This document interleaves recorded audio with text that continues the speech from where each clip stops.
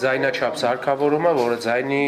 հզորությունն է չափում։ Մասնագետը ներկայացնում է ազգային անվտանգության կենտրոնի վերջին տարիներին ձեռք բերած սարքավորումները։ Վլադիմիր Հովսեփյանը վստահեցնում է, որ Հայաստանը իր տեխնիկական անվտանգության սարքավորումներով չի զիջում այլ երկրների։ Միայն չունենք այդ ակնոցներ, ունենք ուղղակի հրդեհավտանգ ջեր, ունենք այսօր ձեռք բերել 3 հատ այդ ակնոցներից։ Տեխնիկական անվտանգության փորձարկման լաբորատորիան տարածքային կառավարման եւ արտակարգ իրավիճակների նախարարության նոր ձեռքբերումն է։ Այն ստեղծվել է հյուրանոցային եւ այլ կառույցների դռների փորձարկման համար։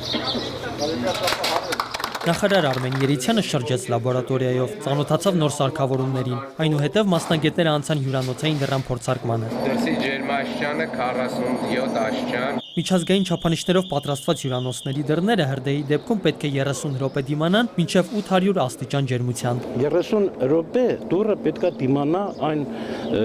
հրդեհին, որ 30 րոպեի ընթացքում փրկարարները հասցնեն եւ չթողեն կրակը տեղափոխվի այլ